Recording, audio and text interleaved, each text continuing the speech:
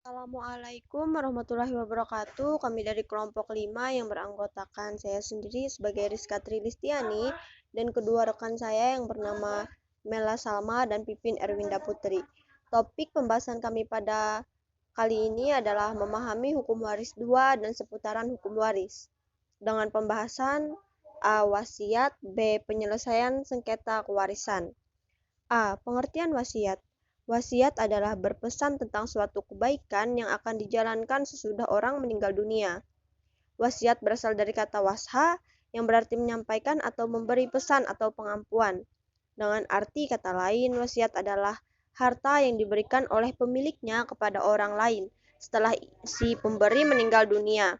Dalam Kamus Besar Bahasa Indonesia KBBI sendiri telah memberi pengertian bahwa yang dimaksud wasiat adalah pesan terakhir yang disampaikan oleh orang yang akan meninggal, biasanya berkenaan dengan harta kekayaan dan sebagainya.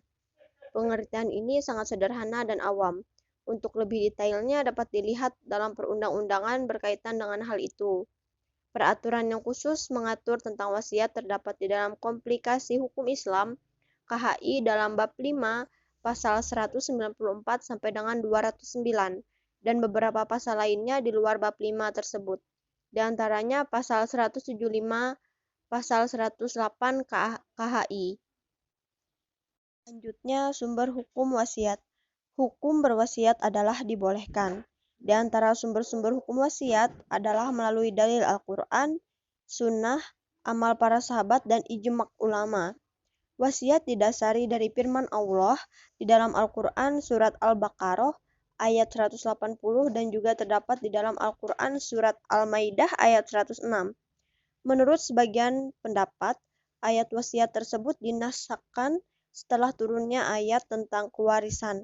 Surat An-Nisa ayat 11, 12, dan 176 yang secara khusus menetapkan bagian faraid kepada ahli waris.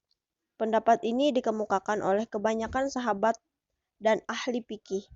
Di antaranya Abu Bakar, Ali, Ibnu Umar, Abu Musa, Said Al-Musayyib, Al-Hasan, Atta, Muhammad bin Sirin, Taus, Ibrahim An-Nakhai, Syuraih, Akramah, Mujahid, As-Syabi, Ad-Adhaq, Al-Uzai, At-Tauri, dan mazhab Sunni yang berpendapat bahwa kedua menurut sebagian ahli fikih seperti Az-Zuhri, Abu Mazas, Talhab bin Mutarij, Ishaq, bahwa ayat wasiat tidak dinaskahkan dengan turunnya ayat-ayat tentang kewarisan, karena perkataan kutiba yang terdapat pada permulaan ayat wasiat itu merupakan perintah supaya orang berwasiat, dan perintah itu diperkuat pula pada akhirnya ayat tersebut dengan kata hakan alal mutakin, yaitu kewajiban ke atas orang-orang yang bertakwa mengerjakannya. Selanjutnya akan dijelaskan oleh rekan saya. Assalamualaikum warahmatullahi wabarakatuh. Di sini saya Mela Salma akan melanjutkan presentasi dari rekan saya. C. Kedudukan hukum wasiat. Yang pertama, wasiat itu wajib dalam keadaan manusia mempunyai kewajiban syara yang dikhawatirkan akan disia-siakan bila dia tidak berwasiat, seperti adanya titipan utang kepada Allah dan utang kepada sesama manusia. Misalnya, dia mempunyai kewajiban zakat yang belum ditunaikan atau haji yang belum dilaksanakan, dan dia juga mempunyai amanah yang belum disampaikan, atau juga dia memiliki hutang yang tidak diketahui selain dirinya, atau juga dia mempunyai titipan yang dipersaksikan.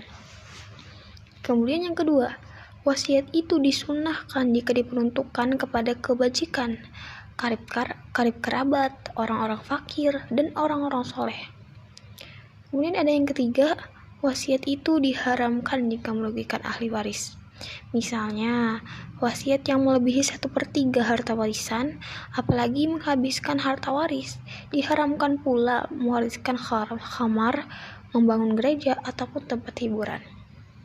Kemudian yang keempat, wasiat itu makruh bila orang yang berwasiat sedikit hartanya, sedangkan dia mempunyai seorang atau banyak ahli waris yang membutuhkan hartanya, Demikian pula, dimakruhkan wasiat kepada orang-orang yang fasik jika ia diketahui atau diduga dengan keras bahwa mereka akan menggunakan harta itu dalam kefasikan dan kerusakan.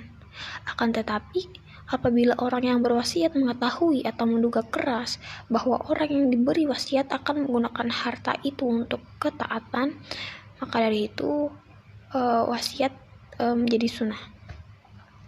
Kemudian yang terakhir, wasiat itu diperbolehkan jika ditunjuk untuk orang-orang yang kaya, baik orang yang diwasiati itu kerabat maupun orang jauh atau yang bukan kerabat. Kemudian ada rukun dan syarat-syarat wasiat. Rukun wasiat yang pertama, ada orang yang mewasiatkan atau mushi. Kedua, adanya penerima wasiat atau mushalahu. Kemudian yang ketiga, adanya sesuatu atau barang yang diwasiatkan. Dan yang terakhir, adanya ijab qabul atau ucapan serah terima dengan adanya ijab dari mushi. Misalnya, aku berwasiat untuk fulan akan sesuatu itu. Sedangkan qabul berasal dari pihak mushalahu yang sudah jelas ditentukan. Kemudian syarat-syarat wasiat itu, yang pertama, ada syarat-syarat yang harus dimiliki mushi atau orang yang berwasiat, yaitu mukhalaf atau balik dan berakal sehat, merdeka, baik laki-laki maupun perempuan, muslim maupun non-muslim, dan dalam keadaan rela dengan berkehendak sendiri atau tidak terpaksa. Kemudian yang kedua, ada syarat-syarat mushalahu atau pihak yang menerima wasiat. Harus benar-benar wujud atau ada, meskipun orang yang diberi wasiat itu tidak hadir pada saat wasiat diucapkan. Maka tidak menolak pemberian yang berwasiat bukan pembunuh orang yang berwasiat dan bukan ahli waris yang berhak menerima warisan dari orang yang berwasiat kecuali atas persetujuan ahli warisnya. Kemudian yang ketiga, ada syarat-syarat sesuatu harta yang diwariskan, yaitu jumlah wasiat yang tidak lebih dari 1/3 dari seluruh harta yang ditinggalkan, dapat berpindah milik dari seseorang kepada orang lain, harus ada ketika wasiat diucapkan, dan harus dapat memberi manfaat dan tidak bertentangan dengan hukum syara.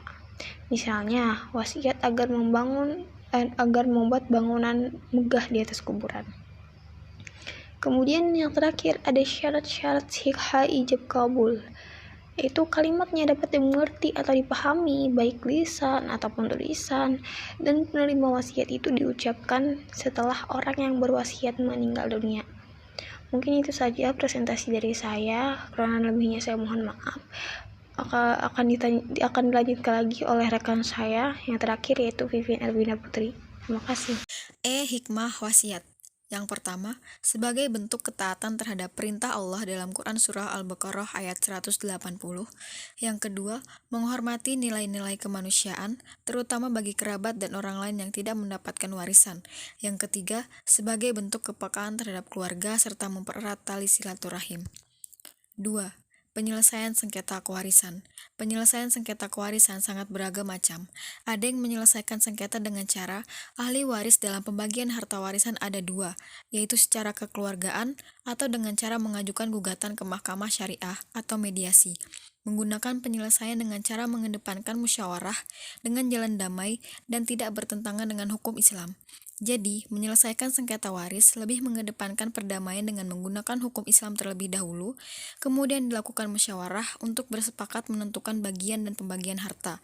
Keberlakuan hukum penyelesaian sengketa kewarisan pada masyarakat tersebut diakui secara mutlak dan juga memberlakukan hukum faraid terlebih dahulu, kemudian dilakukan musyawarah secara kekeluargaan dengan prinsip perdamaian.